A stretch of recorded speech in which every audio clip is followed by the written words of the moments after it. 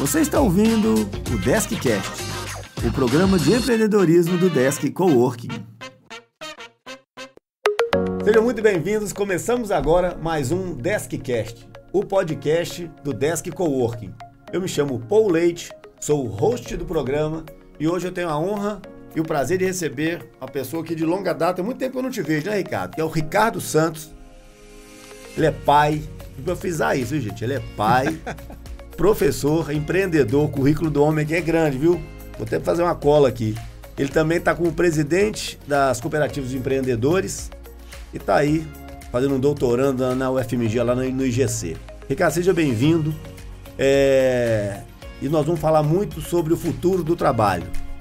Né? Então, me conta um pouquinho mais. Olha, eu sei que eu deixei um pouco de coisa para poder falar aí da sua carreira também. Seja bem-vindo. É um prazer tê-lo aqui. Obrigado, Paul. Obrigado, pessoal que está escutando. Satisfação demais estar aqui. A gente costuma reclamar que as pessoas não nos escutam e quando a gente tem um programa que está preparado para nos escutar, isso é sempre muito bom para a gente. Então, isso é uma honra para mim poder estar falando. Maravilha. Né? Como eu disse, eu sou pai, eu tenho 2 filhos, a Laura e o Francisco, e eu gosto muito de ressaltar isso logo de começo, porque quando a gente trabalha com empreendedorismo, normalmente a gente é submetido a diversas escolhas no dia a dia. E muitas escolhas que nos são colocadas, elas podem nos levar para alguns caminhos que a gente não queria chegar. E aí você precisa de ter algum critério para tomar essas escolhas. E aí eu adotei um critério muito simples. Meu critério é, se eu chegar em casa, eu vou ter coragem de contar isso para os meus filhos? Se eu tiver coragem para contar, eu tomo a decisão. Se não, eu corto. Então, meus filhos hoje são para mim uma bússola moral, né? Eles me levam a tomar boas decisões, né? Acho que é importante falar também que eu sou casado há 6.528 dias, né? Eu descobri que para você ser feliz no casamento, você tem que saber a data que você casou. Tem que contar em dias, inclusive. Né? Então eu aprendi isso e para fixar a data, eu usei marotamente, eu casei no dia 7/7/2007. Tá quase igual a minha, pô. Quer dizer, 16/6/2006. Me ajuda nessa conta aí, que eu preciso saber em dias agora. Vai dar mais de 1.000, vai, né? É porque eu gosto de ser criativo nas minhas ações, sabe, pô? Pra você ter uma ideia, logo que eu fiz 1.000 dias de casado, eu preparei uma surpresa para minha esposa. Por uma coincidência, caiu no dia 1º de abril de 2010. E aí o que eu fiz? Eu comprei um presente, fiz um jantar, arrumei a casa, né? A gente ainda estava recém-casado, então ainda tinha muita coisa para montar no apartamento. E na hora que a minha esposa chegou, ela viu aquele troço todo arrumado. Falei, mas o que é isso? Eu falei assim, você não sabe que dia é hoje? Não sei. Não é dia de namorado, não é nosso dia de noivado, não é dia de casamento, não sei não. Eu falei, você está brincando. Aí eu tinha mandado fazer um quadro com umas fotos, né, da gente e pus lá, parabéns pelo 1000º dia de casado. E aí você sabe que pra gente, né, manter um casamento ativo, a gente tem que criativizar, né? Então, como eu gosto de ser criativo nessas coisas, eu conto os dias de casado. Hashtag fica a dica aí do contar o casamento em dias. Em dias, exatamente. Ô, Ricardo, é a Laura e o... Francisco. Qual que é a idade deles? A Laura tem 13 e o Francisco tem 11. Só para ver se eu consigo fazer esse paralelo, porque lá em casa eu tenho um de 14 e um de 16, então 13 e 11. A Laurinha é mais velha. Laurinha é mais velha. Mas você falou uma coisa aqui interessante, que seus filhos é a bússola, são o casal, né, é uma bússola para suas tomadas de decisão. Mas que tipo de decisão que você toma que você pede ajuda deles? É engraçado, pô, porque assim, a gente costuma ficar desprezando o que as crianças entendem, né? A gente acha que a criança está lá imersa no mundo delas e que ela não tem muito a contribuir para a gente. Mas toda vez que eu tenho que tomar uma decisão que envolve ofender ou pelo menos corrigir uma pessoa, eu sempre pergunto para eles como que eu devo fazê-lo, né? Porque é uma maneira de você tentar amenizar isso, né? No mundo do trabalho tem horas que você tem que corrigir o rumo, né? A gente que às vezes está na posição de liderança, uma das nossas obrigações é tentar apresentar a oportunidade de melhora para as pessoas. E aí, como eu tenho dentro de casa a obrigação de melhorar os meus filhos todos os dias, eu sempre pergunto para eles, pessoal, estou com essa situação, a pessoa fez isso, o que vocês acham? Vocês acham que eu devo pôr ela de castigo? Vocês acham que eu devo puxar a orelha? Vocês acham que eu devo cortar o celular? O que vocês me dizem? E às vezes nos argumentos simples, lá nas ideias simples que as crianças têm, elas nos dão umas ideias muito legais, assim, de você rever o seu comportamento para não ofender o outro, porque a criança é muito sensível, né? Ela consegue perceber qualquer coisa que você faz que a ofenda, ela consegue reagir na hora, ela não finge, né? Ela só reage. Então eu testo os argumentos que eu tenho que usar com meus liderados com os meus filhos. Legal. E nesse caso, você tem aí, né? Eu li um pouco sobre você, essa missão de equilibrar essa paternidade com o mundo do empreendedorismo e por aí vai, né? E aí nasceu a iniciativa do Pai Executivo. Ela tá ligado? É isso? O Pai Executivo, assim, essa consulta aos universitários é parte do Pai Executivo? E até interessante, porque ela surgiu de um momento na minha vida que era um momento bastante estressante, porque eu trabalhei mais de 20 anos com a área de tecnologia e fazendo vendas para governo, né? E quem vende para governo sabe que você olhar um edital não é um negócio muito simples. E eu era o arquiteto de solução. Então, às vezes, você pegava uma especificação técnica que tinha 200 páginas. E aí você não podia errar nada, porque se você erra alguma coisa num edital, você é desclassificado. E aí a gente estava falando de um montante na casa de milhões de reais. E a empresa que eu trabalhava, muito séria, ela não entrava em falcatrua. Então, ou seja, para você ganhar, você tinha que ganhar dentro das regras. Licitamente, né? No governo brasileiro, você tem que comprar por licitação, e a licitação é um processo para aumentar a competitividade, dar transparência e aumentar o poder de compra do Estado, né? Então, durante muitos anos eu mexi com isso. E quem sabe mexe com edital, sabe que o edital fica represado nos primeiros meses do ano, né? Por conta de contingenciamento de verba, mas no final do ano o governo quer comprar e comprar rápido. Então, eu peguei uma temporada que a gente chama de alta temporada de edital. Então, eram vários editais, um seguidos do outro. E eu como arquiteto de solução e como gerente da área técnica, eu tinha que revisar todos os editais. Porque é uma bem verdade, não é um vendedor dessa área de tecnologia, quando dá alguma coisa errada, ele já aponta para o técnico, né? Sim. Foi o técnico que errou, foi o cara que errou. Eu sou comercial, o técnico é ele. Quem especificou a solução foi ele. Exatamente. E, felizmente, eu tinha uma ótima reputação de não errar edital. Mas esse não errar edital era em cima de muito sacrifício. Eu virava madrugada além do edital. E nessa época, meus filhos eram pequenos, a Laura devia ter 4 anos, o Francisco 2. E eu tinha uma rotina que era, minha esposa era professora universitária, né? Ela ficava com os meninos durante o dia, à noite ela ia dar aula e eu ficava com as crianças. E na alta temporada de edital, eu ficava doido para ir dormir logo para eu ir trabalhar. E um belo dia, né? Estresse do dia, edital, não sei o quê. Eu fui pegar os meninos para pôr para dormir. E parece que menino sabe quando você tá mais tenso. E os meninos não dormiam. E eu tô, Chico vai dormir, Laura vai dormir. Não, vamos brincar. Chico vai dormir, Laura vai dormir, Chico vai dormir. Laura. Aí eu não sei se, né? Quem é pai já deve ter assistido aquele filme Monstros S.A. Na hora que o Sully, né? Que o chefe dele fala assim, dá o grito. Dá o grito. Essa parte é com o Paulo. Paulo certamente assistiu Paulo. Monstros S.A. O Monstros S.A. foi um filme que mudou a minha vida, né? Vou dar um spoiler pequeno. O Sully, né? Pega a Boo, que é a criancinha que eles raptam do mundo dos vivos, né? E leva pra lá. E ele é o especialista em assustar. Ele é o especialista em tirar das crianças o grito, que é o alimento do mundo dos monstros. E ele não querendo gritar, e o chefe dele grita, ele solta ela no canto e dá o grito. Uá! E eu fiz exatamente isso com meus filhos. O menino de 2 e a menina de 4 anos abriram uns olhão arregalados desse tamanho. Eu caí em si na hora, falei, gente, o que eu fiz? Meus meninos estão aqui querendo brincar, estão aqui querendo curtir o pai, que o pai ficou fora, e eu chego e grito com eles? Não dá.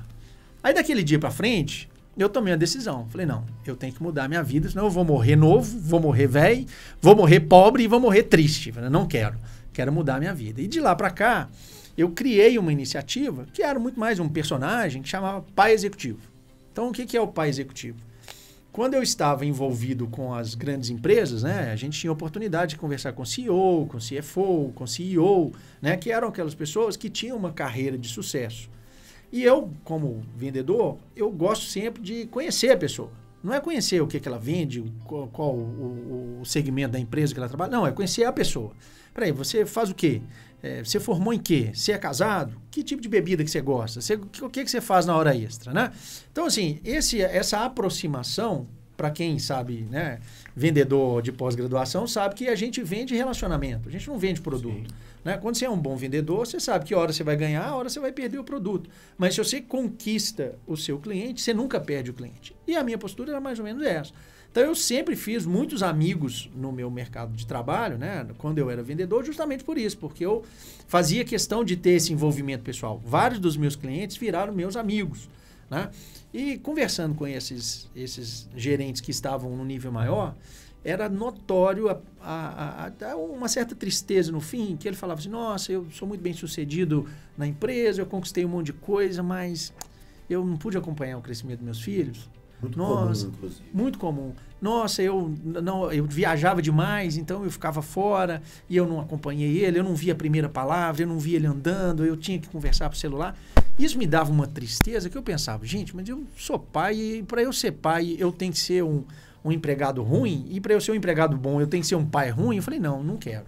Né? E essas lições a vida vai nos dando e você aprende que o que importa com os filhos principalmente não é a quantidade de tempo que você passa com eles, é a qualidade do tempo.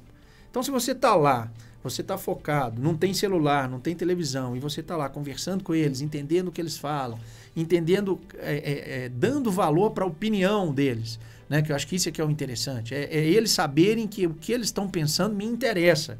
É eles saberem que o que eles estão pensando vão mudar o meu comportamento. Isso para mim era sensacional. E aí eu resolvi registrar isso no Pai Executivo, muito mais como uma maneira de desestressar e de tentar dar um apoio para quem está nessa mesma situação. Né? Claro, sem dúvida. E você está lidando aí com um ativo mais importante, na minha opinião, que é o tempo, né? Ah, sim. O resto tudo você recupera. O tempo não. Né? Tempo é uma coisa mais... É aquilo, né? Você nunca vê uma pessoa que está no seu leito de morte pedindo para ganhar mais dinheiro, ou para ter mais um carro, ou para viajar mais. Exatamente. Né? Se ela pudesse, ela ia escolher tempo. Ô Ricardo, mas você comentando aí sobre sua época de licitação, eu esqueci de te perguntar, mas você é formado em exatas, é um curso de exatas. Não? Nossa, meu currículo é bem divertido, sabe, pô? Eu costumo brincar com meus filhos que até hoje eu não sei o que eu quero fazer da vida. E olha que eu tô com quase meio século já. Você quer contar em dias também, não? Quase isso. Mas a minha formação é diferente porque eu fiz Coltec, eu fiz técnico de eletrônica no Coltec. E aí, por uma dessas, né, ironias da vida, eu fui para a área de tecnologia. Então, eu trabalhei muitos anos num representante da HP aqui em Minas Gerais. Mas eu sempre gostei de gente, sempre gostei de conversar. Eu não era, apesar de ter uma boa carreira na área técnica, eu acho que essa minha boa carreira técnica ela era muito mais marcada pela minha boa relação com as pessoas. Né? E eu sempre gostei de história. Né? E resolvi fazer o curso de História. Né? Inclusive, explica até o meu chapéu. O meu chapéu é uma característica que quando eu era jovem e fazia o curso de História, né, eu era fã do Indiana Jones. Né? Os mais novos hoje não devem conhecer, mas o Indiana Jones era uma referência, era um antropólogo famoso lá do Steven Spielberg, né? E de uma trilogia de filmes. E aí eu cometi a bobagem de falar com a minha namorada que quem me desse um chapéu do Indiana Jones eu ia casar. E a moça não me deu o chapéu, e é a minha esposa atualmente. Então, em homenagem a ela, eu ponho sempre o chapéuzinho para lembrar. Então, a minha formação é em História. Né? Então, formei em História na graduação. Depois da História, eu, seduzido pela minha esposa, que era geógrafa, ela falou assim, nossa, Ricardo, eu estou precisando de entender um pouco mais sobre turismo. Você não quer fazer uma pós em turismo lá na Federal, não? Aí eu fiz uma pós lá no IGC também, em Turismo e Gerenciamento Sustentável, né? Desenvolvimento Sustentável. Aí, depois disso, a minha área técnica estava me exigindo mais formação. Aí eu fiz um MBA em Gestão de Projetos na Fundação Getúlio Vargas. Né? Na qual você é professor hoje? Na qual eu sou professor lá. Aí a história lá é interessante porque eu fiz o meu trabalho de conclusão de curso. Ele foi bem peculiar. Eu peguei Maquiavel, né? Que é um filósofo italiano do século XV, né? 14, 15, e pus Maquiavel na questão da gestão de projeto. Né? Então, o Maquiavel ele é o famoso pelos fins justificam os meios, né? Ele tem algumas frases que eram impactantes na época, e eu peguei o que o Maquiavel ensina sobre política, né? Porque o Maquiavel ele inaugura a modernidade quando ele separa a religião da política. Então, ele foi o primeiro que escreveu um manual de como você chega e se mantém no poder para os Médicis.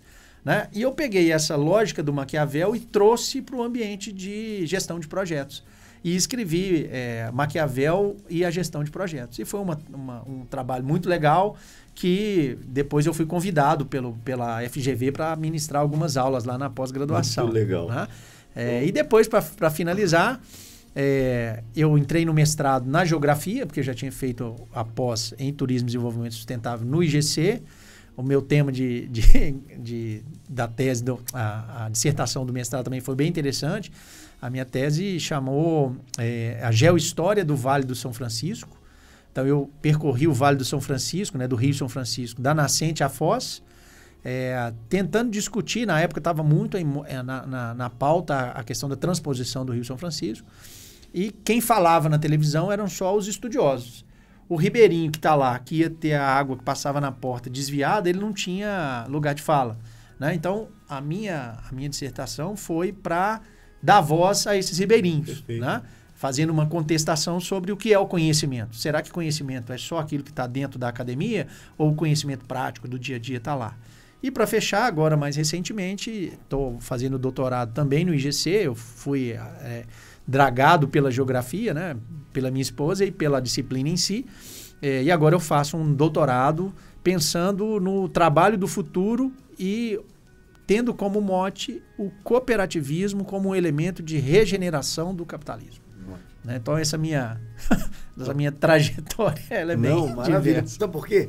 Porque quem está nos ouvindo e assistindo está se perguntando assim, o cara, o tema do podcast é futuro do trabalho e os caras estão comentando outra coisa, mas justamente, Ricardo, nós vamos fechar esse parênteses agora e nós vamos entrar nesse... Ótimo. Como é que nós vamos fazer para você explicar o futuro do trabalho do nosso tema nessa teia aí que você jogou pra gente. Mas parabéns, cara. Pô, assim, maravilhoso essa trajetória aí, cara. E assim, geografia, história, né? Parte técnica.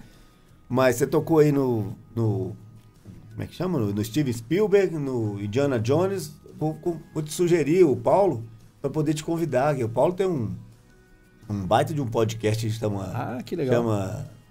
Me sopra aqui, Paulo. Fugiu o nome aqui, bicho. X-Wars. Que chique. Mó barato, cara, o podcast dele, mas eu não entendo nada, saca? Não tem nada de nerd. Eu confundo os Marvel com os comics e aí ele fica me xingando porque eu tenho que entender um pouco mais disso. Ô, Ricardo, e como é que nós vamos colocar esse futuro do trabalho aqui agora com inovação, com cooperativismo? Né? Hoje você está como presidente lá da... Cooperativa dos Empreendedores, ali na Diamantina, ali no Lagoinha, né? Me explica mais um pouco desse seu papel lá, como você tem ajudado os empreendedores, como você tem ajudado a cooperativa, o mundo do cooperativismo. Como é que você está enxergando isso aí? Como é que está o co-work nesse meio do caminho? A gente já conversou um bom tempo atrás aí sobre isso, né? Tentamos alguns movimentos, mas por determinadas decisões e caminhos a gente acabou não seguindo. Veio uma pandemia no meio do caminho, né? Enfim, mas me conta um pouco mais desse futuro trabalho, inovação, cooperativismo, empreendedores. Legal, agora eu te compliquei. Nada, essa é a história da minha vida. Olha que interessante, né? Quando eu passei para a área, né, da história, eu já era técnico. Então, eu já tinha uma carreira na área de tecnologia. Eu já era arquiteto de soluções de tecnologia HP, principalmente para o governo e para empresas. Né? Mas, como eu disse, eu sempre gostei de gente. Né? Então, eu fiz o vestibular para História. E a minha turma de História, pessoal, ela é muito peculiar. É lógico que todo mundo tem um carinho especial pela sua turma de graduação, né? A gente lembra... Mas História deve ser um negócio muito legal. História era muito legal porque é o seguinte, e olha como é que era peculiar. Na época eu era solteiro, né?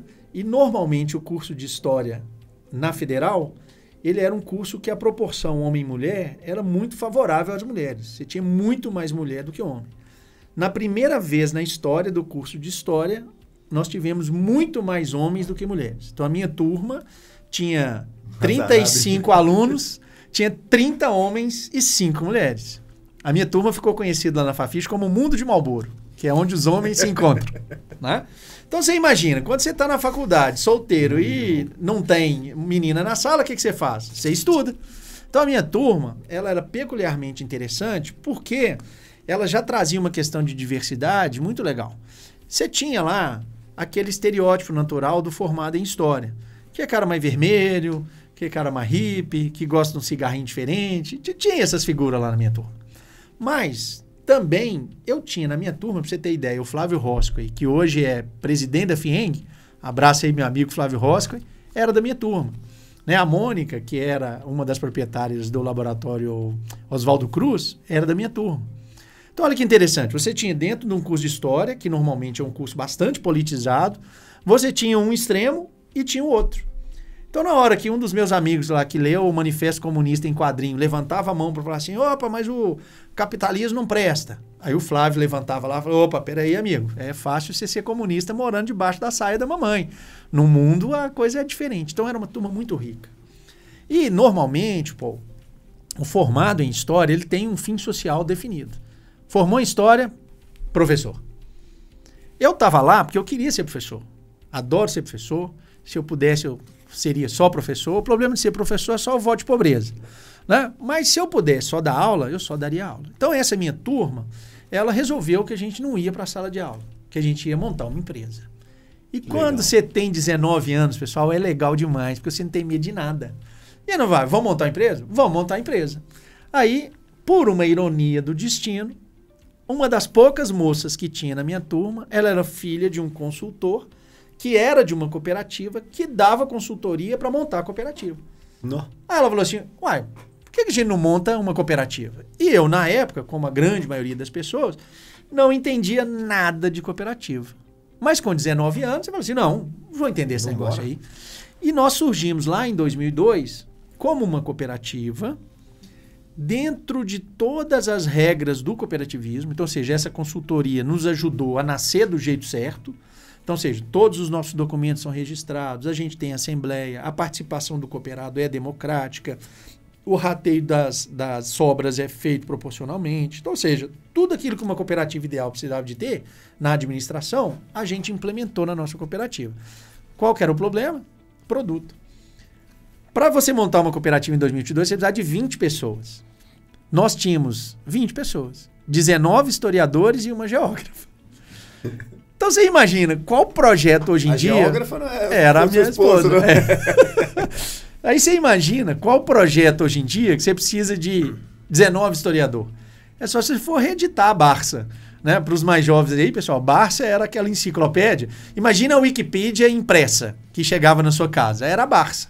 A Barça era distinção de grupo, né? Os grupos dentro de sala de aula eram divididos assim. Quem tem Barça vai para um lado, quem não tem vai para o outro e depois a gente mescla. Então, a primeira dificuldade nossa foi, criamos uma cooperativa para professores, né? Para prestadores de serviço, historiadores que não iam para dentro da sala de aula. Mas a gente tinha uma ideia sensacional.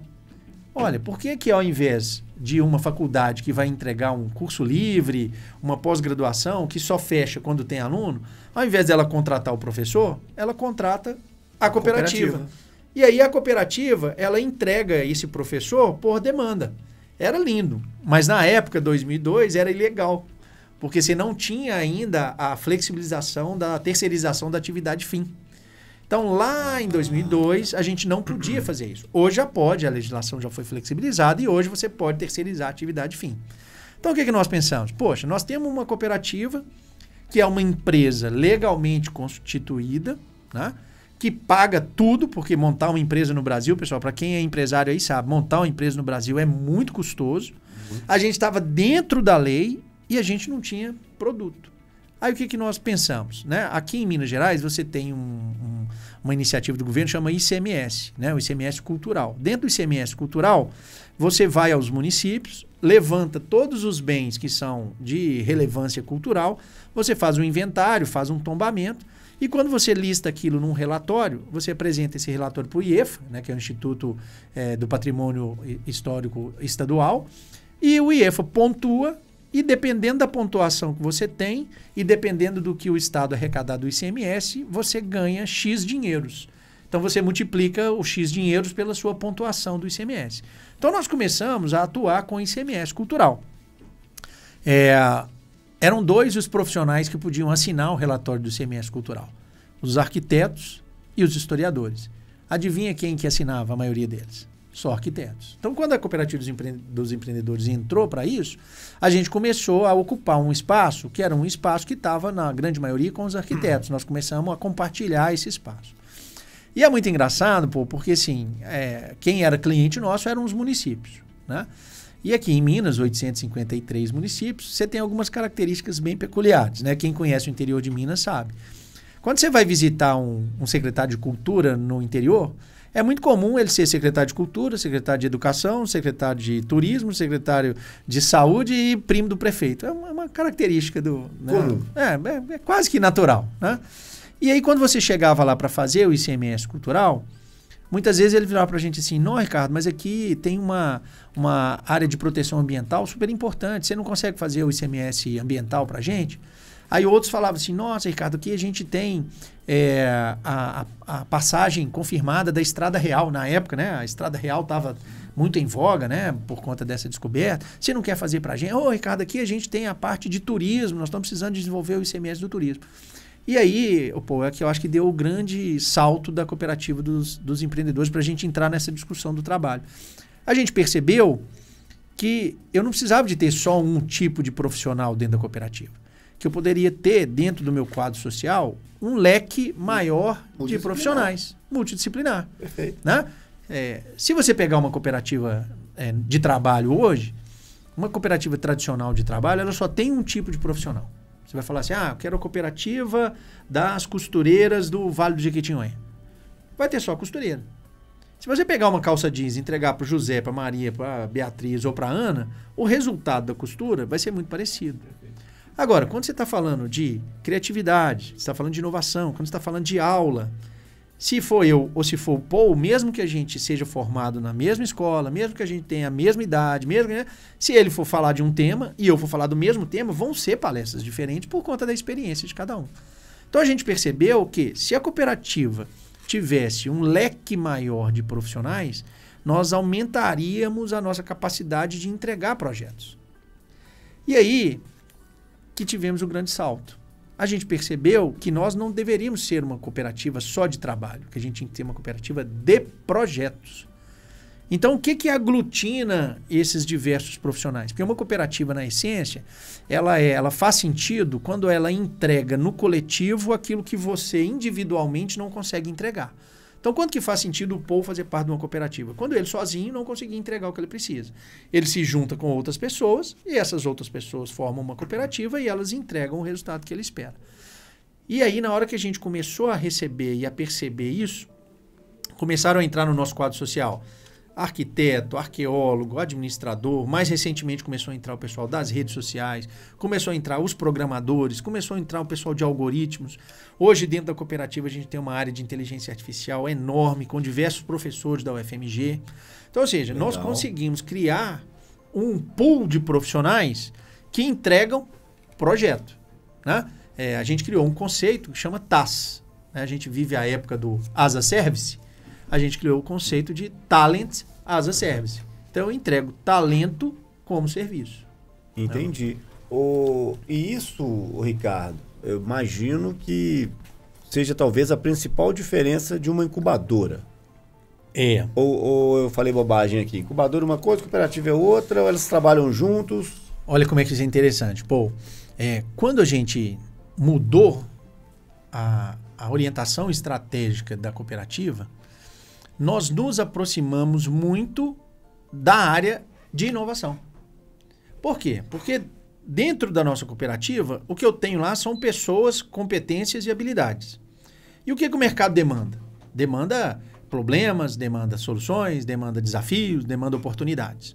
Então, na hora que um cliente chega para a gente e fala assim, cara, eu tô com esse problema, você consegue me ajudar? Ao invés de eu oferecer para ele algo pronto, eu trago para dentro de casa e falo assim, galera, temos esse problema aqui, como que a gente vai resolver? Se você for olhar isso comparativamente, o que a gente tem dentro da cooperativa são múltiplas startups. Porque uma startup, ela não é um arranjo institucional. Uma startup, na sua essência, ela nasce como a resposta a um desafio, a uma provocação, né? Só depois que ela cria o MVP, né, um produto mínimo viável, é que ela começa a pensar em fazer uma constituição jurídica, em se organizar enquanto empresa. São vários estágios. Vários estágios. Mas no primeiro estágio, o que o pessoal de startup está pensando? Em resolver o problema do cliente. Então, dentro da Empreendedores, nós começamos a pensar como startups, a usar metodologias ágeis, a entender que é possível se resolver um problema quando você congrega pessoas, congrega as competências, e a gente começou a colocar nisso metodologia de gestão de projetos, né? Eu fiz gestão de projetos na Fundação Getúlio Vargas, então muitas das coisas que a gente aplica na cooperativa vêm da disciplina, né, e da formação que eu tive em gestão de projetos na Fundação. Na hora que a gente começou a ver isso, o pessoal de startup falou assim, mas vocês estão muito ligados à área de inovação. E para o pessoal que acompanha, né, Belo Horizonte é um celeiro de grandes startups. Né? Aqui a gente tem pelo menos uns 4 ou 5 unicórnios que nasceram em Belo Horizonte. Então nós temos uma aura de inovação em BH que é muito positiva. E aí a gente, enquanto cooperativa, nós chegamos em diversos desses centros, né, desses ecossistemas de inovação e falamos aqui, olha só, eu sou cooperativa. O que você tem para mim aí de inovação? Eu também quero participar da inovação. A maioria não entendia, como até hoje muita gente não entende. Né? A maioria das pessoas acha que cooperativa é terceiro setor, que é ONG. Né? Tem uma confusão. Tem uma confusão. Né? O que isso significa, pessoal? Essa dúvida vem da origem, porque uma cooperativa ela é uma entidade sem fim lucrativo. Aí você pensa assim, mas como é que uma cooperativa pode ser sem fins lucrativos? Pergunta que vem depois, gente, como que ele sobrevive? Como que sobrevive? Mas aí é que tá, você tem que ir na essência da pergunta.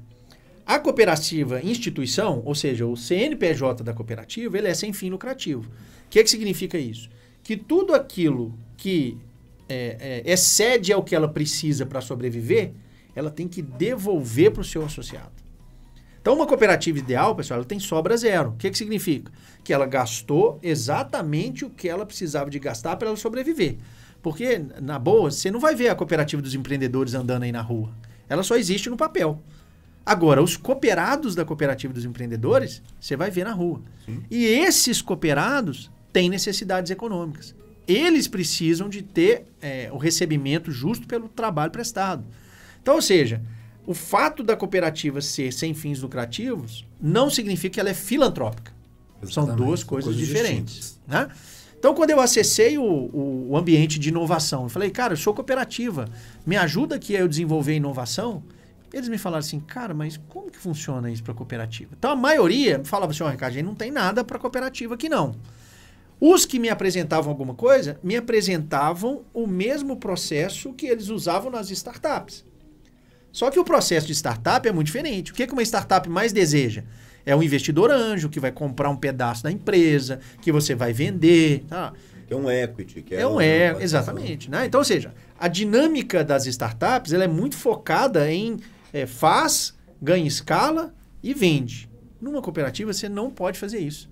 Uma cooperativa, ela né, a diferença de uma cooperativa para uma empresa convencional é que uma cooperativa é uma sociedade de pessoas. E uma empresa convencional é uma sociedade de capital. Isso não é só um discurso bonitinho para aparecer na internet. Não, isso é, de fato, uma coisa do dia a dia. O que significa isso? Significa que eu hoje sou o presidente. Se amanhã entrar um cooperado e depois de amanhã a gente tiver uma eleição, o meu voto vale 1 e o voto desse cooperado que entrou vale 1. Numa empresa convencional não é assim. Numa empresa convencional quem pôs mais capital tem mais peso na decisão. Então olha como é que é diferente essa questão de cooperativa. Quando a gente viu essa lacuna, que o ambiente de inovação não tinha nem os argumentos, nem as ferramentas para entender o cooperativismo, nós trouxemos para a gente a responsabilidade de criar uma metodologia de inovação para cooperativas. Então, hoje a gente deve ser a primeira ou talvez a única incubadora de startups do cooperativismo. Que legal. Tá? Assim, os conceitos, né? A nomenclatura às vezes confunde, né? Mas você deu uma aula aí, acho que ficou super, super claro. O Ricardo, e dentro lá da cooperativa, você criou lá, eu falei você que é na primeira pessoa aqui, por conta de terceira, né? O Canvas Copy. Canvas Copy. O que é o Canvas Copy? O Canvas Copy já é uma resposta a esse movimento de aproximar da inovação mas não usando 100% do que é usado nas empresas convencionais. É adaptando isso para o mundo das cooperativas. O Canvas, para quem não sabe, é uma ferramenta de estruturação de negócio, cujo objetivo é você, numa única folha, você dar uma olhada nos principais elementos do seu negócio. E o que me encanta no cooperativismo, povo, é que ele tem algumas preocupações que são vindas desde os 7 princípios do cooperativismo. Então, desde a origem das cooperativas, há mais de 200 anos em Rochdale, na Inglaterra, que elas trazem os 7 princípios cooperativistas. Adesão livre e voluntária, gestão democrática, autonomia e independência, participação econômica nos resultados.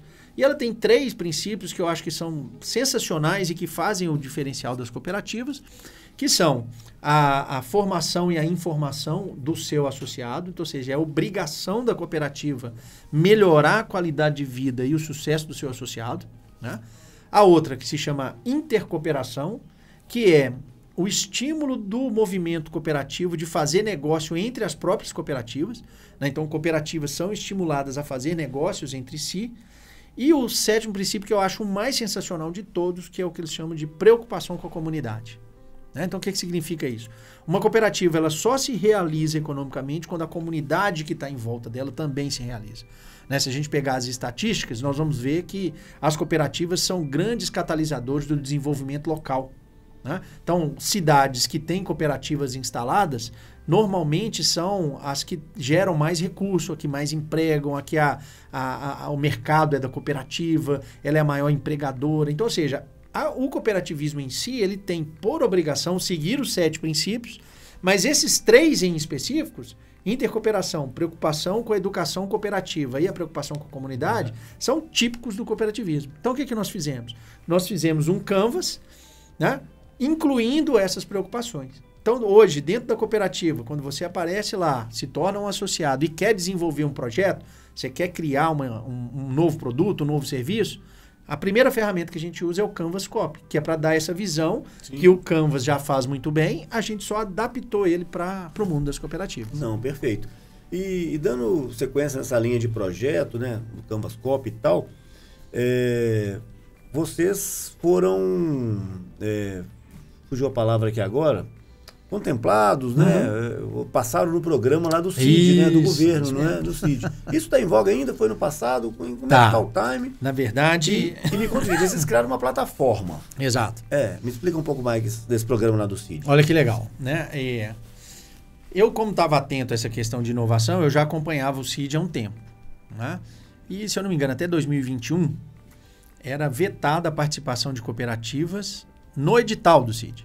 Então, quando o governo do estado, né, o CID, para quem não sabe, pessoal, é um programa de inovação feito pelo governo do estado de Minas, que eles colocam recursos em startups que vão trazer inovação e melhoria para o serviço ao cidadão ou para aumentar a competitividade do estado. Então, é um programa bastante interessante nesse sentido, isso aí. Porque ele ganha rico, agilidade. Muito rico, muito bem estruturado.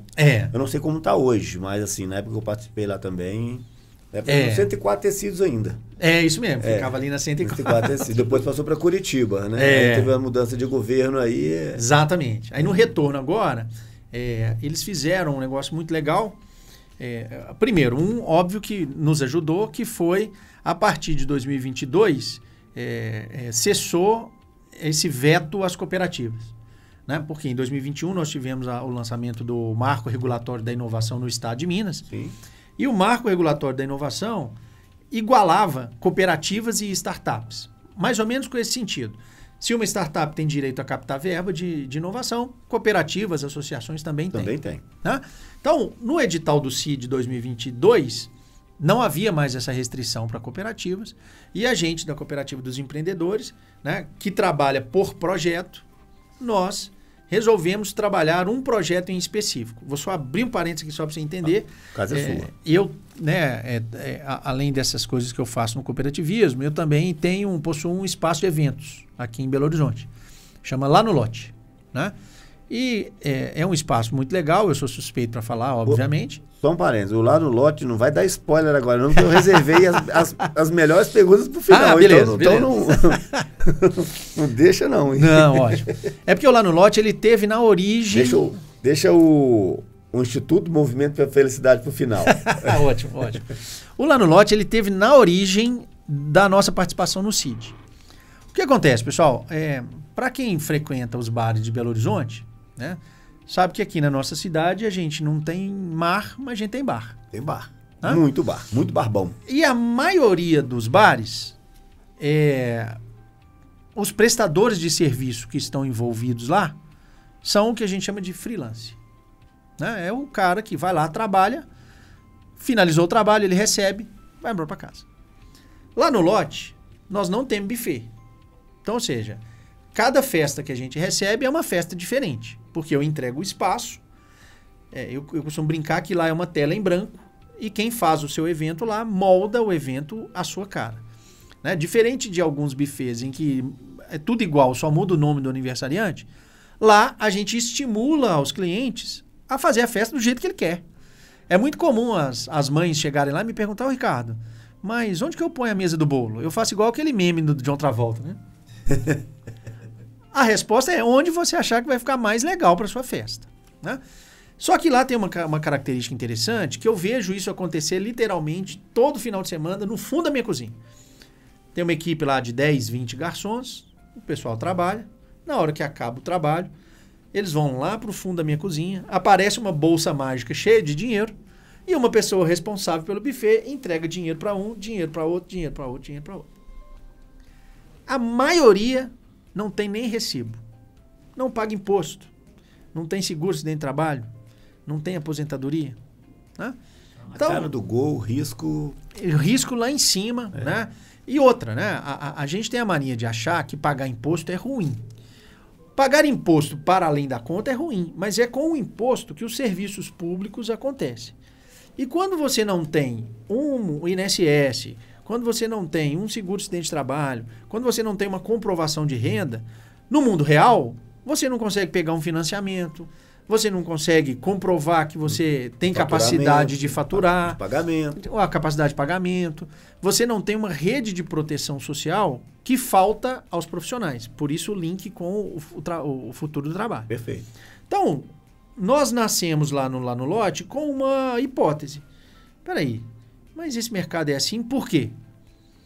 E eu conversando com os donos dos buffets, era muito comum eles chegarem para mim e falarem assim, Ricardo, eu consigo vender 10, 15 festas no final de semana. Só que eu vender 10, 15 festas no final de semana, significa que eu vou ter umas 150 pessoas que eu tenho que gerenciar. E aí, pessoal, sabe aquele é raro, mas acontece muito? Quem nunca combinou com um prestador de serviço de aparecer, o cara fala, não, eu vou, pode contar comigo. Aí você liga para ele de manhã, no dia do evento, cara, pode contar, de tarde eu tô aí. Na hora que falta meia hora pro evento, você liga pro cara, o cara não atende. Não responde o WhatsApp e esse cara te deixa na mão. Então, vários dos donos de buffets viraram pra gente e falaram assim, ó, eu prefiro vender menos festa porque eu tenho menos risco de faltar mão de obra. Então, a gente percebeu, pessoal, que mão de obra é o gargalo dos nossos bares, restaurantes, buffets e eventos. Então, nós escrevemos um projeto para participar do CID voltado para isso, né? Qualificar a mão de obra para o setor de hospitalidade. Então, olha como é que foi interessante. Eu acho que vale a pena ressaltar isso aqui. O governo do estado usou de um artifício muito legal. Quando ele foi lançar o CID 2023, ele chegou nas secretarias de estado e falou assim, aqui, o que é que você tem aí de problema que você não consegue resolver com recurso interno e nem com a estrutura que você tem? E aí as secretarias de estado criaram, né, um formulário com vários problemas que eles tinham que eles não conseguiam resolver. O que o governo do estado fez? Pegou esses desafios, pegou essas reclamatórias, transformou em desafios, chegou para o mundo das startups e falou assim, ó, galera, olha só, eu tenho aqui 300 desafios para vocês. Vocês querem me ajudar a resolver isso daqui? Se vocês me ajudarem a resolver, eu vou pagar um dinheiro para vocês desenvolverem para mim. Isso foi sensacional. Por quê? Porque aquelas coisas que o governo do estado não consegue resolver com recurso próprio, ele trouxe a inovação, ele trouxe a juventude, ele trouxe tecnologia e, de uma forma ou de outra, ele endereçou aquilo que ele tinha dificuldade de fazer. Né? A gente entrou no desafio 35 da Secretaria de Cultura, Subsecretaria de Turismo, que era mais ou menos assim, melhorar a capacitação e o endereçamento para vagas de trabalho dos profissionais da cadeia produtiva do turismo. Então, olha que desafio interessante. Ele dizia para mim, e quando nós escutamos a Secretaria de Cultura, ela falou o seguinte: Ricardo, não é por falta de treinamento que eu não tenho mão de obra. Eu tenho entidades seríssimas, super competentes, que oferecem treinamentos, muitas vezes gratuitos, para o pessoal, e o pessoal não aparece para treinar. Então, se você pega o SENAC, Senar, Sescop, Tribunal de Justiça, a FECITU, a Prefeitura de Belo Horizonte, todos eles têm uma pancada de treinamentos gratuitos de muita qualidade que eles oferecem para a população, e normalmente acontece assim: tem 100 vagas, cadastra 80, no primeiro dia vai 50, no último dia forma 5. Então, o desafio que o governo queria da gente é que eu aumentasse a participação e engajamento nesses treinamentos, entendendo que quanto mais treinamento, melhor a qualidade da prestação de serviço na ponta. E assim nós fizemos, né? Mas que na prática... Aí na prática, o que acontece? A gente entra numa discussão bem legal, né? Eu não tenho uma pergunta boa para fazer para o historiador aqui. Na prática, o que nós propusemos para o governo do Estado?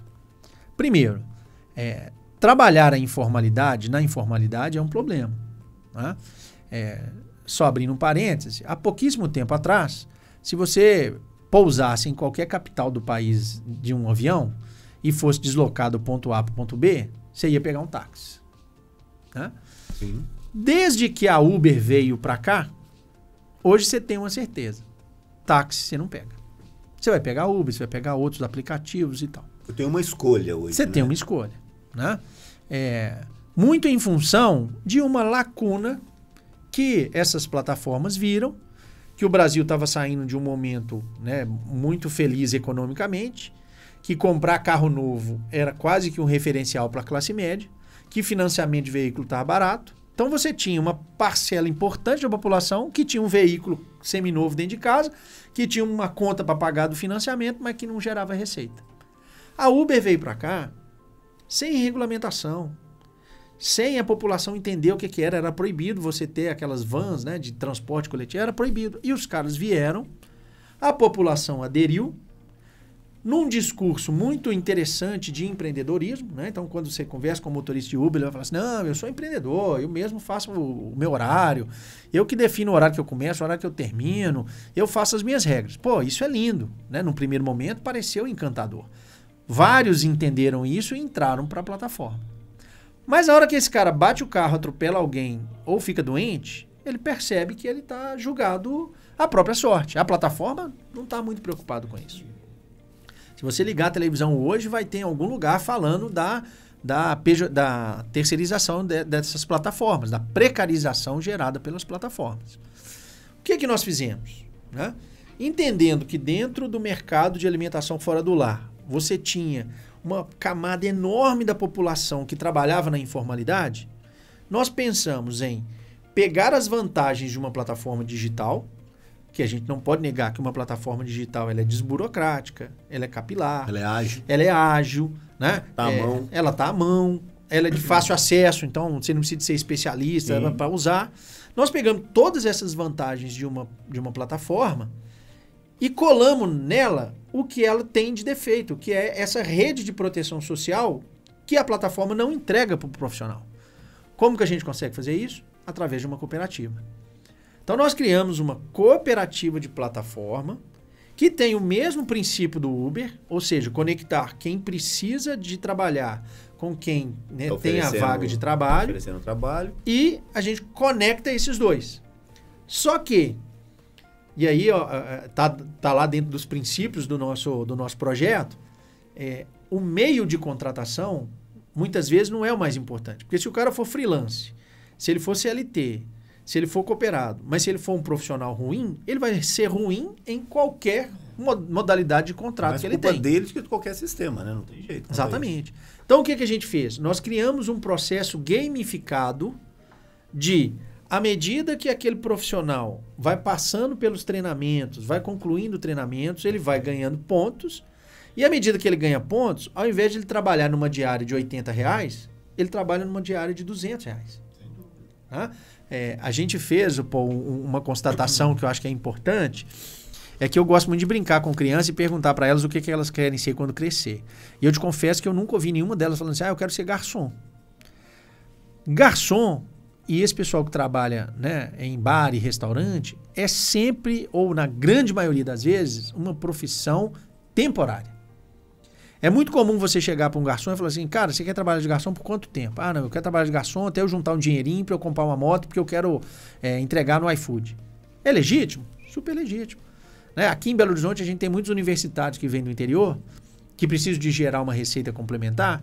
Esses caras são garçons até formar em curso superior. Então o que a gente fez? Nós criamos um mecanismo de gamificação que no momento zero, na hora que ele entra na cooperativa, você já pergunta, cara, o que você quer da sua vida? Sim. Por quê? Porque aqui na cooperativa nós vamos te ajudar a chegar lá. Só que para você chegar lá, você tem que fazer, né, o serviço bem feito. A plataforma vai te ajudar com certificação, vai te ajudar com treinamento, vai te ajudar apontando você para vagas de trabalho remunerada, vai te dar a rede de proteção que você precisa, mas você precisa de entregar, porque o trabalho lá do dia a dia eu sei que faço. Né? E esse negócio ganhou força, nós participamos do CID, fomos aprovados, né? E o CID era bem legal porque a secretaria que demandava, chegava no final do programa, ela avaliava se você cumpriu a meta ou não. E nós fomos avaliados pela Secretaria de Cultura, né, a Subsecretaria de Cultura, e fomos aprovados. Hoje somos parceiros da Secretaria de Cultura e estamos tentando mudar essa lógica que tem da prestação de serviço em bares e restaurantes, que o dono do bar quer pagar pouco, quer que você trabalhe muito, nos horários horrorosos, quer que você tenha uma série de especializações. Sem transporte para voltar para casa. Sem transporte para voltar para casa, sem alimentação, né? E do lado de cá, você tem um cara que pensa assim, já que ele não vai me pagar bem, então eu não vou trabalhar direito. Né? E o que a gente percebe é que quem paga essa conta não é nem o dono do bar e nem o garçom. Quem paga essa conta é o cliente do bar. Porque é o cliente do bar que coloca o recurso nesse processo. E eu não sei vocês, mas eu, por exemplo, eu volto num bar que a cerveja não é tão gelada, o tiragosto não é tão bom, mas se eu fui bem atendido. Exatamente. Então, se eu fui bem atendido, eu volto nesse bar. Agora, você pode ter o melhor tiragosto, a cerveja mais gelada que for. Se o cara me atendeu mal, eu não volto lá. Então, nós entendemos que o garçom, né, que o profissional de hospitalidade que está ali, ele é o primeiro agente da venda. É ele que é o senhor da experiência que está ali. Então, se esse cara estiver bem treinado, se esse cara responder bem às orientações do dono do bar em relação a cardápio, em relação a prioridades, e esse cara fizer o cliente se sentir bem, esse cliente vai consumir mais, e ele consumindo mais é bom para o dono do bar. Sendo bom para o dono do bar, o ideal é que ele remunere melhor aquele garçom que está lá. Não, maravilhosa essa plataforma, né, cara? Eu não sabia que ela estava nessa riqueza toda, não. Agora, me tira uma dúvida que ficou aqui no ar aqui. Como é que vocês mitigaram ou resolveram o problema do risco de um acidente de trabalho? Uhum. Isso fica para o empregador, fica para a plataforma? Não. Na verdade, assim, isso está dentro das... É um problema sério, né? É, seríssimo. Isso aí a gente tem que olhar. Mas isso faz parte das obrigações de uma cooperativa. Então, quando o cooperado entra para uma cooperativa... já está abrigado. Já tem como obrigação da cooperativa ela contratar um seguro acidente de trabalho. Perfeito. Então, ou seja, se acontece alguma coisa lá dentro do estabelecimento, a cooperativa já tem, né, dentro da sua entrega, a previsão do seguro. Ele paga um valor X para ser cooperado, perfeito, não é isso? Na verdade, toda cooperativa funciona assim, né? Independente do tamanho, independente do ramo, para você ser sócio da cooperativa, você tem que integralizar o negócio que a gente chama de cota-parte, né? Que é como se você estivesse comprando um pedaço da empresa. Perfeito. Então, você compra um pedaço da empresa, esse é um valor fixo e único, né? E ele é seu. O que significa isso? Que num dia que você resolver, vamos supor que o Paul ganhou na Mega Sena e que ele não quer ser mais cooperado. Ele fala, Ricardo, não vou querer ser mais cooperado. A cooperativa devolve isso para você. Né? Entendi. É tipo uma cota de clube. Tirando isso, a cooperativa ela retém um percentual que a gente chama de taxa de administração em cada operação. Né? Então, cada operação que você realiza com a cooperativa, ela retém um pedaço para se manter. Lógico, tem que manter a estrutura, gente. Claro. Exatamente. Lembrando que Se o total arrecadado pela cooperativa na sua taxa de administração ultrapassar o seu custo, vira o que a gente chama de sobra. Virou sobra, não é que isso vai para o bolso da presidência, não. Compartilha. Isso vai para a Assembleia. E aí a Assembleia que vai decidir o que vai fazer. Vamos fazer um colchãozinho aqui para a cooperativa, vamos pegar X%, segurar aqui, vamos fazer um investimento. Exatamente. Então, ou seja... Como empresa, gente, normal. E aí, pô, que tá, para mim, o grande gatilho para essa ideia do futuro do trabalho. Tá?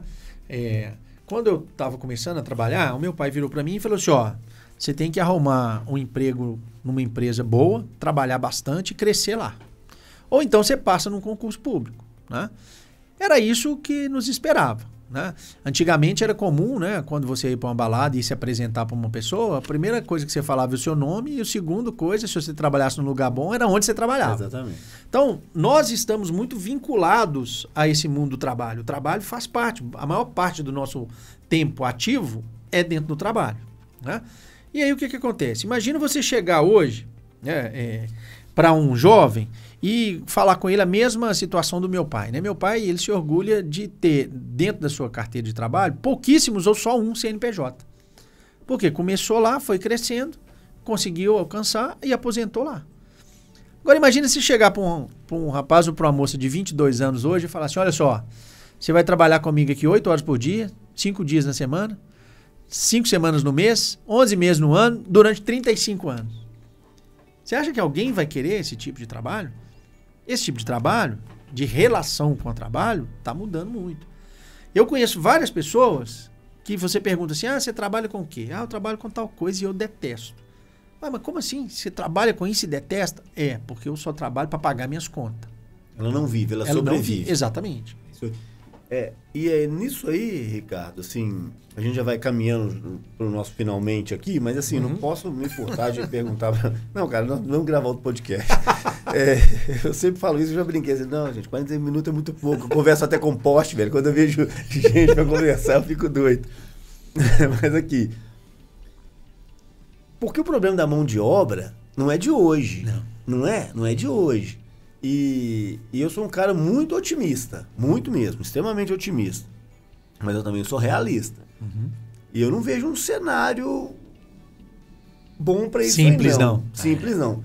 Muito pelo que você disse aí agora. Eu não sei a razão, não sou estudioso disso, mas eu converso com muita gente. E se você perguntar a cada 10 pessoas hoje... Agora é chute, tá? Porque eu não sei, mas assim, pela minha pesquisa aqui, cara, mais da metade não faz o que gosta. E assim como você, eu tenho 2 adolescentes em casa também. E a preocupação é essa, porque esse maldito aqui, como é que eu falo? Eu sei que é igual o remédio, né? Ilude muita gente. A dose te mata ou te salva, né? Então, assim, passa por isso, mas a mão de obra é ruim porque o empregador paga mal, mas o cara é ruim, o cara não se qualificou. Cara, parece um loop infinito isso. Chega uma hora que você tem que tentar quebrar alguns paradigmas que estão estabelecidos e às vezes você não sabe por quê. Quando a gente chegou nos empresários do mercado de bar e restaurante e perguntamos para eles assim, olha, se eu te entregar um serviço bom, você está disposto a pagar mais? O cara está disposto a pagar mais. Sim. Se você chegar para um trabalhador dessa área e perguntar assim, aqui, se você pagar mais, você está disposto a fazer um bom serviço? Ele fala, tô disposto a fazer um bom serviço. Se você chegar para esse mesmo cara e falar assim, cara, eu tenho um monte de treinamento ali que se você fizer, você vai ganhar mais. Só que você tem que entregar um bom serviço. Cara, eu consigo. Então, o que você precisa de fazer? Você precisa de orquestrar isso daí. Isso, na minha visão, é uma tempestade perfeita. Eu tenho diversas pessoas que precisam de trabalhar e que estão querendo fazer um bom serviço. Eu tenho diversas entidades muito sérias que dão treinamento e capacitação para esses que precisam. E eu tenho do lado de cá diversos empresários que precisam dessa mão de obra qualificada. Só que eles não conversam entre si. Então, o que é que nós criamos? Nós criamos uma cooperativa que está aqui em cima, olhando para isso tudo. Isso se aplica, né? Nós estamos olhando aqui para a base da pirâmide, para quem trabalha, né, com mão de obra mais manual. Se você vai para o topo da pirâmide, porque é onde está a cooperativa dos empreendedores, é muito parecido. Né? Se você é um profissional que agrega valor, tá? E precisa de trabalhar, uma empresa hoje não contrata um cara que ganha R$8.000 na CLT. Por quê? Porque é muito oneroso. Então, quem é empresário e já contratou uma pessoa na CLT, sabe que ele vai gastar mais do que o dobro do salário para manter essa pessoa. Né?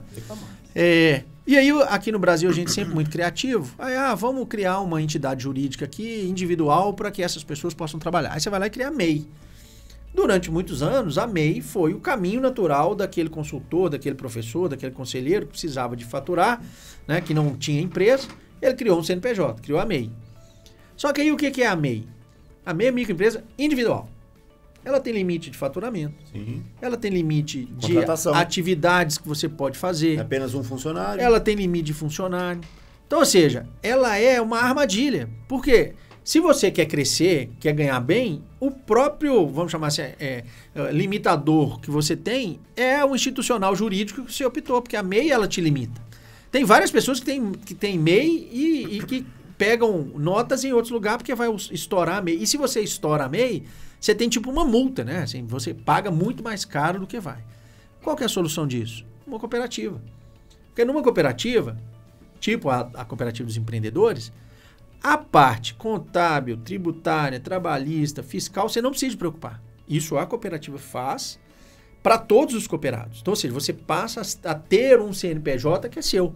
Se você precisar de ir no mercado e faturar, você consegue faturar pela cooperativa.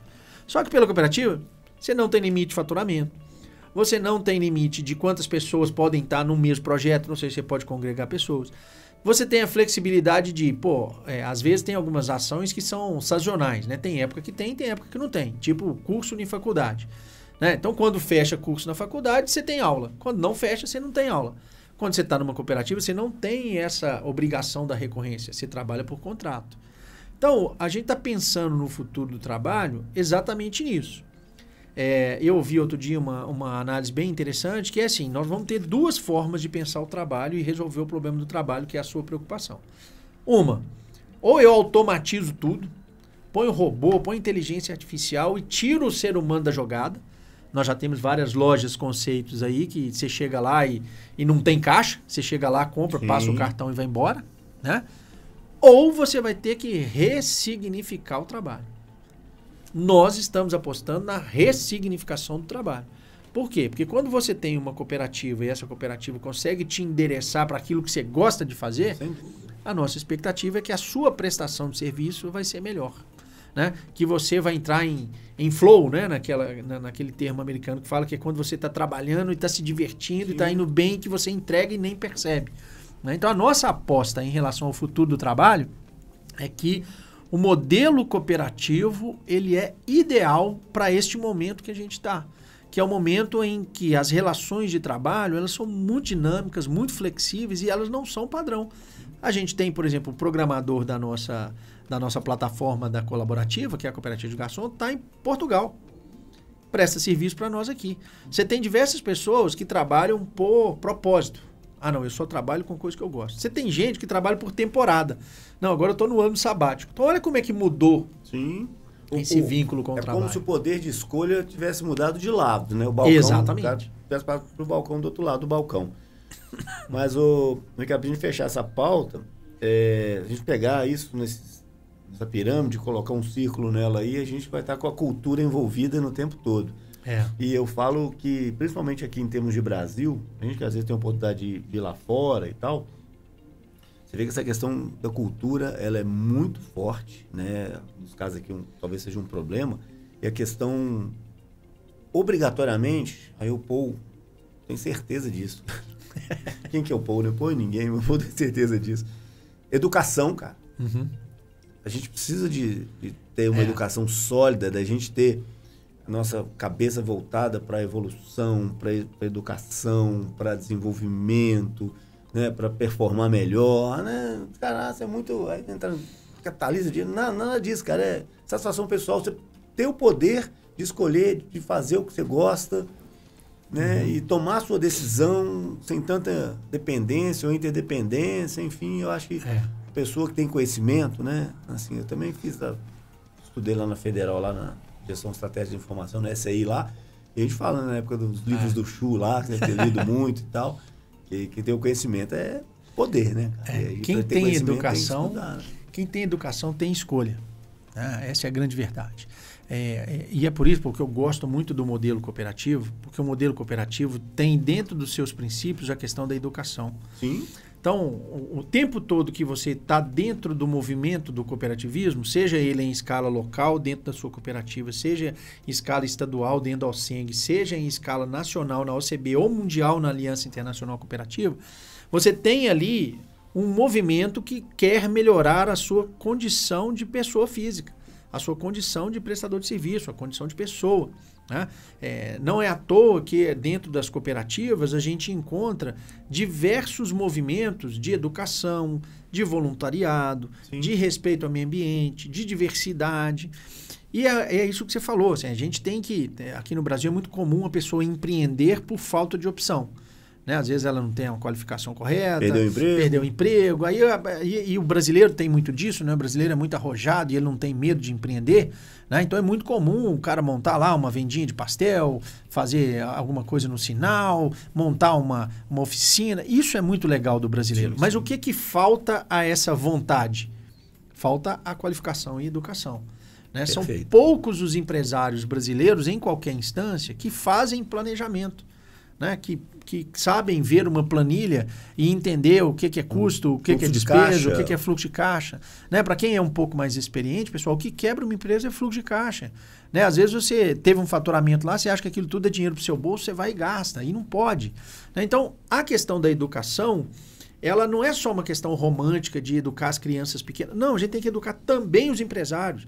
Porque são esses empresários hoje que sustentam a maior parte dos empregos no país. É isso aí. Né? O Ricardo, antes de ir embora, você falou em movimento.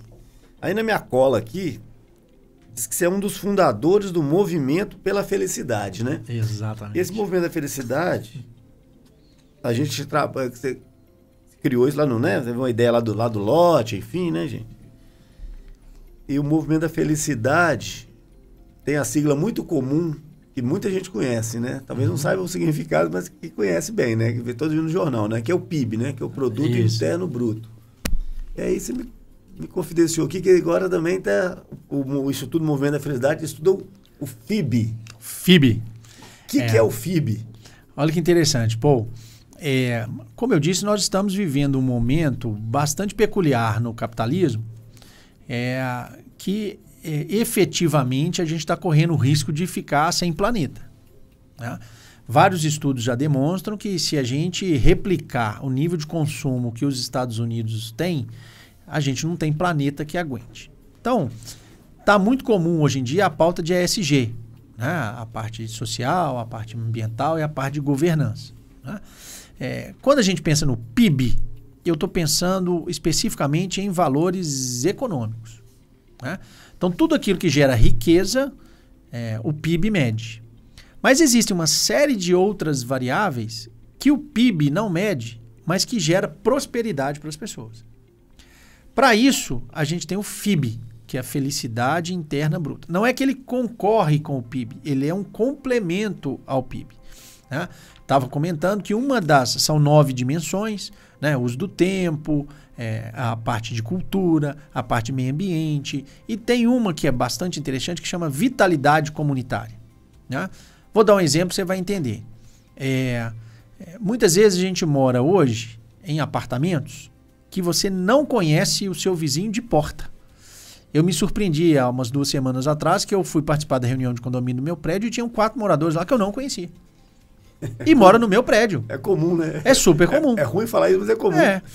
E aí, quando você está numa situação dessa e o seu filho passa mal, ou você precisa de uma ajuda para subir com umas compras, ou você precisa de qualquer apoio, você não tem naquela comunidade que está ali dentro do meu condomínio pessoas para te ajudar. Que é diferente, por exemplo, de uma favela. Numa favela, as pessoas trocam mais, elas se ajudam mutuamente. Né? Você tem ali relações de parentesco, que às vezes a pessoa vai casar, aí abre um puxadinho ali dentro do próprio lote, e precisa de trabalhar, deixa o filho com a vizinha, né? E isso tem valor. Eles se ajudam mais. Eles se ajudam mais. Isso significa que é uma comunidade que tem mais vitalidade, que tem mais comprometimento um com o outro, que um cuida com o outro. Né? Eu lembro quando eu era pequeno, né? Voltando da escola, se eu aprontasse alguma coisa, mesmo em tempos sem internet, meu pai já sabia antes de eu chegar. Por quê? Porque a fulano viu, que falou para ciclano, que falou para tia, que falou para não sei quem. Então, ou seja, uma criança em idade escolar, ela era cuidada por toda a comunidade, porque ela era um patrimônio daquela comunidade. Daí nasceu a notícia ruim chega rápido. Notícia ruim chega rápido. Né? Então, ou seja, o FIB, ele tem como objetivo medir aquilo que não tem valor econômico financeiro, mas que ajuda as pessoas na sua prosperidade, na sua qualidade de vida. Né? A gente, dentro da Empreendedores, dentro da Colaborativa e dentro do Lá no Lote, a gente usa muito o FIB para quê? Porque muitas vezes o que garante vamos chamar assim, a fidelidade de um cliente, o que garante um cliente dentro do seu espaço comprar o seu produto, não é o tanto que ele custa, mas é a experiência. Então, se ele foi lá e a experiência foi boa, essa experiência não significa que você gastou mais dinheiro ou gastou menos dinheiro. Às vezes é um sorriso que você deu, às vezes é um atendimento que você fez, às vezes foi um cuidado que você teve com aquela pessoa, que ela falou, pô, aquele lugar é legal, vou lá. Então, existem várias variáveis, né?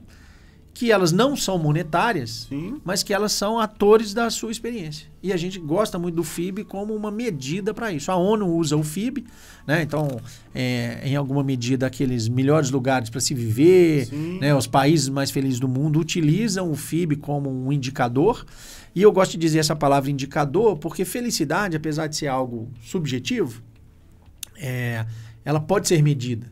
E a partir do momento que você mede, você gerencia. Controla. Você controla. Então, o FIB é para isso, é para dizer que a sua experiência efêmera, né, ela é individual. Mas a partir do momento que você consegue medir isso, você começa a criar ações para gerenciar e para melhorar a sua percepção de felicidade. Ótimo. Ô, Ricardo, que maravilha, viu? Eu vou terminar aqui com uma pergunta e vou te deixar à vontade aí para poder... deixar uma mensagem final aí para os líderes, né? Para quem está... A gente conversou tanto sobre empreendedorismo, para quem está precisando de ouvir de eu tomar uma decisão, né? E pegar você com essa bagagem toda aí. De repente a Empreendedores pode ajudar, né? Assim, acho que você tem muita razão, acho que passa pelo processo educacional, tem que ter um acompanhamento. Eu acredito muito nas doses homeopáticas para a pessoa não surtar, sabe? A pessoa não... Fugiu uma palavra aqui agora, cara, mas é justamente você aperta demais, escapole pela mão. Então, mais ou menos, você vai dar um livro para a pessoa ler, dá uns 400 páginas, cara, esquece. Ele vai surtar, ele não vai ler, né? Fugiu a palavra aqui agora que eu queria usar, mas ele não vai ler. Mas ele vai dar um de 3, ele vai ler. Exatamente, são pequenas ações. Então, acho que são várias coisas em conjunto, como hábito, disciplina, organização, acho que tudo vai complementando para a gente consiga ter um profissional nesse nível que a gente, tanto que eu como empreendedor, né, como empregador, que eu também já tive do outro lado, né? Mas me conta uma coisa, como é que o Ricardo enxerga o futuro do trabalho? E aí eu ponho uma vírgula, com a IA. Que a IA agora está em voga, né? Ou seja, e ela, de fato, está tirando algumas áreas aí. Está tirando algumas profissões. Não é tendência, não. Já é realidade. Já é realidade. Eu tenho exemplos aqui no escritório, em diversos outros locais também, que a pessoa que fazia X coisa não faz mais por causa que a IA está fazendo. Olha só, Paul, como historiador, a gente aprende algumas metodologias que nos inibem a ansiedade da vida. Eu viro e mexe, leio textos mais antigos e com essa questão da IA, que está afetando aí o pessoal que está preocupado com os empregos, me ocorreu de voltar a ler textos da época da Revolução Industrial, da primeira Revolução Industrial. E a maior preocupação de quem viveu aquela época da primeira Revolução Industrial, onde você começa a ter as máquinas a vapor entrando, né? Você começa a ter uma produtividade dentro de fábrica, né? Que você sai dos artesãos e começa a ter especializações. A maior preocupação daquela época era: as máquinas vão roubar nossos empregos. Então, se você pega um texto daquela época e traz para hoje, as preocupações são muito parecidas. E elas são legítimas, né? Eu, particularmente, penso o seguinte: algumas atividades que são feitas hoje pelos seres humanos não deveriam ser feitas pelos seres humanos. Você pegar um ser humano, jogar ele dentro de uma caverna para ele arrancar carvão num lugar insalubre, num lugar que vai reduzir a vida do cara. Cara, isso tem que ser feito por robô e por IA mesmo. Sim. Porque a essência do ser humano não é essa, né? Para quem tem crenças aí, acredita que o ser humano ele não nasceu só para trabalhar. Particularmente, eu acho que a IA ela tem que ser colocada para fazer aquilo que não é da natureza do ser humano fazer. Óbvio que isso vai exigir do ser humano se entender como ser humano. É muito mais difícil eu tentar competir com uma IA, por exemplo, numa análise de uma planilha de matemática. Eu vou perder 100% das vezes. Sem dúvida. Né? Agora, relacionar com uma outra pessoa, eu tenho certeza que, por enquanto, uma IA não vai conseguir relacionar melhor do que eu. Entender o que uma pessoa está passando, eu tenho certeza que uma IA não vai conseguir melhor do que eu. Se colocar no lugar do outro, para tomar uma decisão, gerar empatia, né? Criar filhos. Então, nós temos 1 milhão de outras atividades que uma IA não vai substituir e que a gente precisa que está lá. Né? Que a gente precisa, que é espaço do ser humano. Então, eu acredito que tem espaços que são naturais do ser humano e que a gente não está ocupando. E a gente está tentando ocupar espaços que não são nossos espaços. Pessoal, deixa a IA ocupar o que é ruim. Aquilo que dá ler, aquilo que te dá dor de cabeça, aquilo que estraga a sua vista, deixa a IA fazer. Foca naquilo que você é bom. Em arte, em cultura, em relacionamento. Eu, dentro da minha casa, por exemplo, eu incentivo meus filhos a fazer arte, a fazer esporte, a fugir de um trabalho mais cartesiano, mais quadradinho, a pensar fora da caixa, a pensar em inovação. Inovação, pessoal, é um negócio que a gente acha que inovar é você acertar na loteria. Mas quem trabalha com inovação sabe que inovação é processo. As empresas que inovam são aquelas que têm processos, que colocam aquilo no dia a dia das suas empresas, que colocam pessoas responsáveis para acompanhar o resultado daquilo. Você vai quebrar a cara? Você vai quebrar a cara. Na maioria das vezes, né? Não se assustem, mas na maioria das vezes as empresas inovadoras, elas quebram a cara. Por quê? Quanto mais ela quebrar a cara, mais ela está próxima de acertar. E aí na hora que ela só acerta, vira alguém e fala assim, nossa, mas deu sorte demais. Mas deu sorte demais. Vou te dar um exemplo lá do meu mercado, né? Pra gente ir finalizando, né? A gente tem um espaço de eventos. Né? Eu tenho 2 filhos. Né? Então, quando você tem 2 filhos em idade escolar, você vai frequentar muita festa. Né? Então, cada filho tem 20 amiguinhos na sala, você vai lá em 40 festas no ano. É por aí. Né? Cara, você vai em festa que ela é padrãozinho, assim, ó. Ela não importa quem é o cliente, importa seguir aquele padrão que está lá. Quando nós pensamos lá no lote, nós pensamos em algo diferente. Falou, peraí, eu não quero usar o buffet do lugar, eu quero trazer meu próprio buffet. Não, eu tenho um amigo que toca, eu quero esse cara tocando aqui para mim. Ah, não, a minha tia que cozinha, eu quero que ela cozinhe para mim. E nós tivemos uma pegada bastante interessante, que é uma pegada fora eletrônico. Então, quando a criança chega lá no nosso espaço de evento, ela tira o sapato, ela sobe em árvore, ela brinca no tanque de areia. É muito comum, né, a gente tem uma geração hoje de crianças das telas, né, criadas em apartamento, que elas nunca pisaram em grama, nunca pisaram na areia. Que num primeiro momento lá no espaço, elas estranham, falam assim, nossa, mas que lugar diferente, que tem árvore. Uai, pai, pode subir? Pode. Aí quando o pai libera o celular e deixa o menino, você se surpreende que você tem uma criança dentro de casa.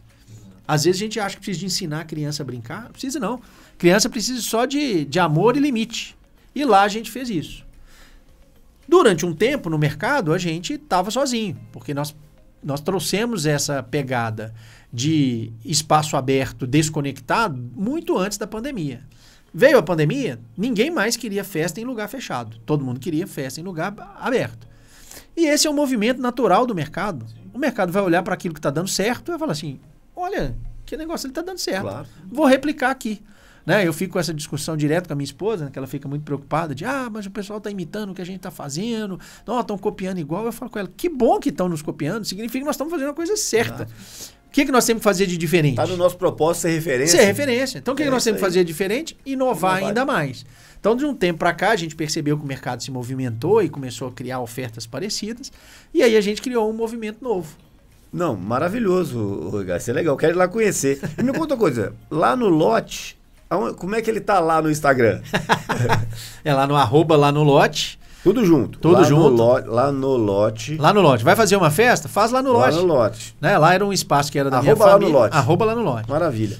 E na minha cola aqui também, vai ter um evento dia 12 lá, hein? Exatamente. Pô. Olha como é que é interessante esse evento. A gente já percebendo que o mercado está se movimentando, a gente vai começar a fazer eventos de autoria, né, autorais, dentro do espaço. E para quem é casado e tem filho, e para quem é namorado, sabe que dia 12 de junho é dia dos namorados. Experimente ir para Belo Horizonte em qualquer bar e restaurante para você ver no dia 12 de junho. Vai estar tudo cheio, o pessoal vai querer que você come e vá embora rápido, vai ser mal atendido, vai ser caro. O que é que nós fizemos? Nós estamos criando uma experiência lá, que é Dia dos Namorados para casais com filhos. Legal. Então nós criamos lá um espaço onde nós vamos ter um rodízio de pizza. Eu vou lá, hein? Opa, que bom.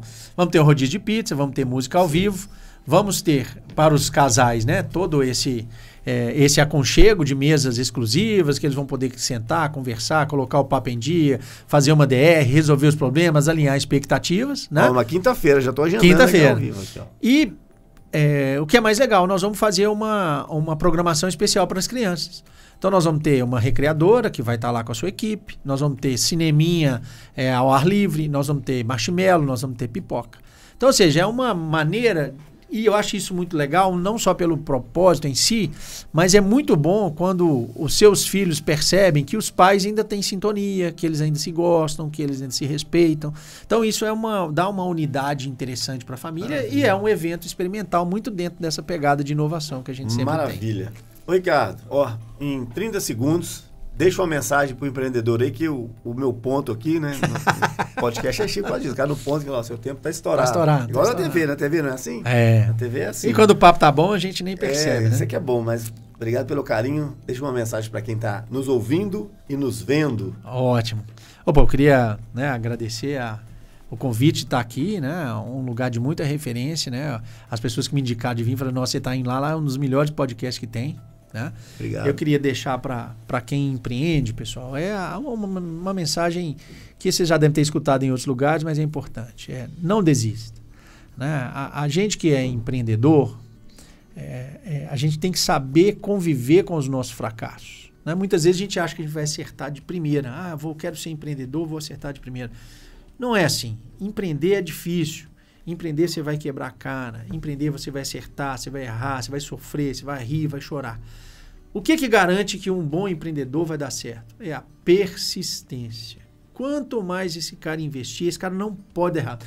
Para fechar, eu sou brasileiro e não desisto nunca. Lembra dessa frase que você vai ser um excelente empreendedor. Isso aí.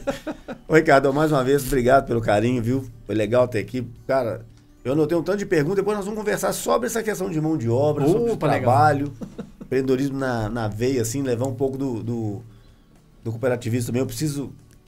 Eu confesso que eu preciso conhecer um pouco mais, mas quando eu ia me cadastrar lá, veio a pandemia, estou precisando retomar esse papo aí. Bem, pessoal, é isso. Ricardo, obrigado, viu? Finalizamos mais um DeskCast, espero que você tenha gostado. Estamos em todas as redes sociais, no YouTube, como @DeskCoworking, e também lá no Spotify, DeskCast. Um abraço, obrigado.